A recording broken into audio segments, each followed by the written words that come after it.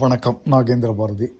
நமது ஆர்கே அவர்களின் கவிதை திறந்தது கதவு என்று கவிதை புத்தகத்தை நமது புத்தக கண்காட்சியிலிருந்து வாங்கி வந்து இன்று படித்து முடித்து விட்டேன். காலவன் என்ற புனைப்பெயர் வைத்திருக்கும் அவர் காதலன் என்று புனைப்பெயர் மாற்றிக்கொள்ளலாம் என்று தோன்றியது. அத்தனை காதல் கவிதைகள் இந்த புத்தகத்தில்.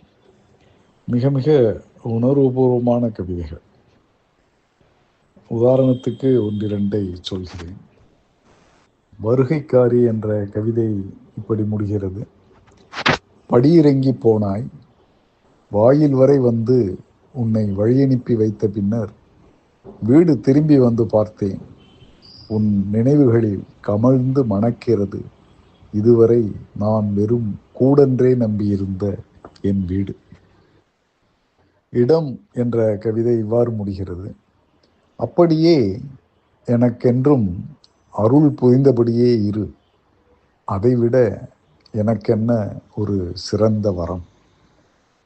பிரயத்தனம் என்ற கவிதை நீர்க்குளத்தின் நிலை அசைப்பதற்கு ஒரு கல்லெறி போதும் என்று ஆரம்பித்து முடிகிறது இப்படி. என்னை வேரோடு வெட்டி சாய்க்க உன் ஒரு வார்த்தையோ ஒரு மௌனமோ போதும். மௌனம் வலிமையானது தான். ஒரு சொல் வெல்லும், ஒரு சொல் கொல்லும் என்று சொல்வது போல் ஒரு மௌனமும் வெல்லலாம், கொல்லலாம். அதை அருமையாக இந்த கவிதையிலே கொண்டு வந்திருக்கிறார் நமது காலவன் என்ற காதலன். பார்வை என்ற ஒரு கவிதை. என்னால் வேறு மாதிரி பார்க்க முடியவில்லை உன்னை, என்னால் வேறு மாதிரி இருக்க தெரியவில்லை உன்னிடத்தில். பாவம், என்ன செய்வான் அவன்? அவன்தான், அவன் காதலன் அல்லவா. உன்மனக்காட்சி என்ற கவிதை இவ்வாறு போகிறது. நேரெதிர் என் முன்னே நீ நிற்க நேருகையில் கவிஞனாக மாறுவதா, கலைஞனாய் ரசிப்பதா, கண்ணியம் காப்பதா, நான் என உணர்வதா, எத்தனை குழப்பம் எனக்குள். நீயே ஒரு தீர்வு சொல் என்கின்ற கவிதை. கண்ணியம் காப்பதா என்ற வரி மிகவும் கவர்ந்தது. கண்ணியம் காக்க வேண்டாம் என்றவள் சொல்லிவிட்டால் இவனுக்கு குஷிதான். காதல் கவிஞர்கள் எதற்கும் இருக்கட்டும் என்று தத்துவத்தையும் தங்கள் தலையணைக்கடியில் ஒழித்து வைத்திருப்பார்கள் தானே. அதிலிருந்து ஒன்றிரண்டு. நதி மூலம் என்கிற கவிதை.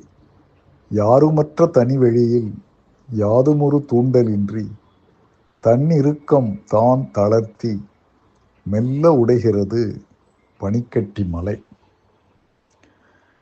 மலை உடைவது போல் மனம் உடைவதற்கும் ஒரு நேரம் வேண்டும். அந்த நேரம், அந்த தியான நேரம் வந்து விட்டால் மனம் ஒன்றிவிடும் தானே இறைவனிடம். அருமையான தத்துவ கவிதை. முன் வேட்கை என்கிற கவிதையிலே இரண்டு வரிகளிலே அவர் எடுத்து சொல்லும் தத்துவங்களை நாம் ஏற்றுக்கொண்டால் நமக்கு வாழ்க்கை என்றும் வசந்தம்தான். அந்த கவிதையில் இருந்து சில வரிகள். ராகம் சிதறும் முன் கானம் நிறுத்த வேண்டும், காற்று வற்றும் முன் மூச்சு நிறுத்த வேண்டும், முகங்கள் மாறும் முன் முன்னேற்றல் விளக்க வேண்டும் என்று தொடர்கின்ற கவிதையின் முடிவில் குழப்பம் சூடும் முன் ஞானம் தேட வேண்டும், நட்பு பகையென மாறும் முன் அவரவர்களை தோள் சேர்க்க வேண்டும் என்று முடிகிறது. ஆர்கே அவர்கள் நமக்கு மட்டும் தத்துவம் சொல்லவில்லை, இறைவனுக்குமே ஒரு தத்துவத்தை உதித்து விட்டு போகிறார். சிலையடி வாரம் என்ற கவிதையிலே திருவிழா முடிந்து கூட்டம் முடிந்த ஒரு காட்சி. திருவிழா ஆயிற்று, ஊர்வலம் முடிந்தது, வான வேடிக்கைகள் முற்றும், தாரை தப்பட்டைகள் ஒளியடக்கம், மேளதாளங்கள் நின்றாயிற்று என்று சென்று கடைசியிலே சுற்று வட்டாரத்தில் யாருமற்ற தனிமையும் உழல்வதற்கு முன்பு தெய்வங்களை பீடத்திலிருந்து, சப்பரத்திலிருந்து, பல்லக்கிலிருந்து இறக்கிவிட்டு விடுங்கள், பிழைத்து போகட்டும் என்று கடவுளுக்கும் கருணை காட்டுகிறார் இந்த கவிஞர். வாழ்வின் சின்ன சின்ன அங்கங்களை ரசித்து அதை கவிதையில் படைக்கின்ற இவரது திறமைக்கு ஒரு எடுத்துக்காட்டு சாளர பூங்கா. அதிகாலை முதல் காரியமாய் கிச்சன் ஜன்னல் திறந்தால் படபடத்து பறக்கும் அங்கே அதுவரை இருந்த புறா. நேற்று நுழைந்த பள்ளி அசந்த நேரம் எங்கிருந்தோ நெளிந்து வந்து வெளியேறும் வீடு விட்டு. நாம் பார்த்த காட்சிகள் தானே.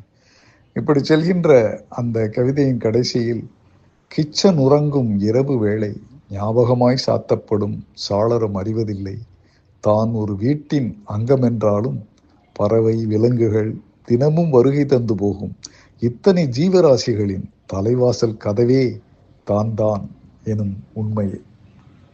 சாளர பூங்காவில் ஒரு கதவு திறக்கிறது இந்த கவிதையில். கைப்பறவை என்ற ஒரு கவிதை.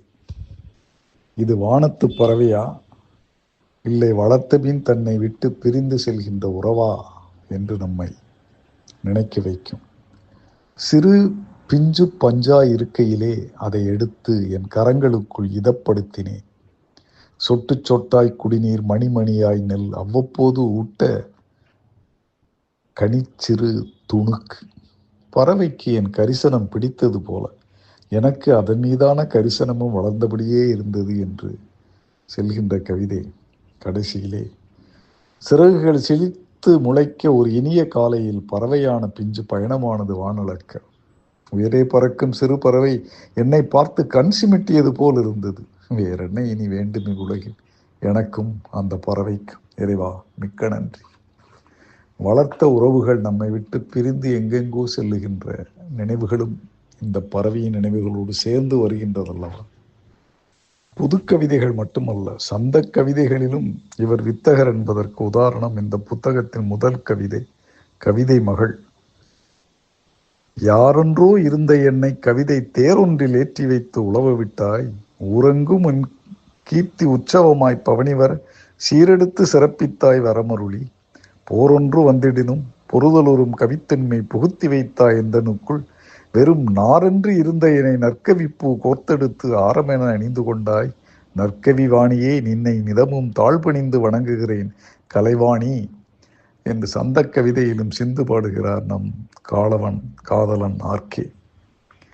இப்படி இயற்கை வாழ்க்கை தத்துவம் என்று விரிந்து பறந்து கிடக்கின்ற இந்த கவிதை தொகுப்பின் உள்ளே ஒரு சில முத்துக்களை மட்டும் எடுத்து உங்களிடம் காண்பித்தேன். கடைசியாக ஒன்று, இந்த கவிதையை நான் சொல்லாவிட்டால் வானுலகத்தில் இருக்கும் ஒருவர் நிச்சயம் என்னை கோவித்துக் கொள்வார். சுழல் விழுங்கிய கலங்கரை விளக்கம். எழுதவே நினைத்திராத இரங்கற்பாவினை என்னை எழுதி வைக்க விதித்தவன், என் அன்னை தன் கருவறையுள் எனக்கு முன்னே உதித்தவன், களம் தீயுள் தேகச்சோர்வு பகை நட்பு நேரங்களில் என்னை கவசமென காத்தவன் என்று செல்கின்ற கவிதை கடைசியில் முடிகிறது இப்படி. சற்றே அசைந்திருந்த சமயம் ஒன்றில் கொடும் கூற்றுவனின் கருங்கயிற்று வீசலுக்கு தன் கோவில் வாசல் தாண்டி வானம் நோக்கி போயிற்றே, ஐயோ என் அண்ணனெனும் எம் குலத்து சாமி உயிர். அவர் குலத்து சாமி மட்டுமல்ல, அவர் அண்ணன் மட்டுமல்ல, என் அருமை நண்பனும் கூட. கே கிருஷ்ணமூர்த்தி என்று என்னுடன் இந்தியன் வங்கியில் பணிபுரிந்த அவர் ஆர்கேக்கு அண்ணன், எனக்கு நண்பன். அவர் இறப்பு எங்கள் அனைவரையுமே பாதித்தது. அந்த இறப்பின் சோகத்தை பிழிந்தெடுத்து கொடுக்கின்ற இந்த கவிதை. நன்றி, வணக்கம். நாகேந்திர பாரதி.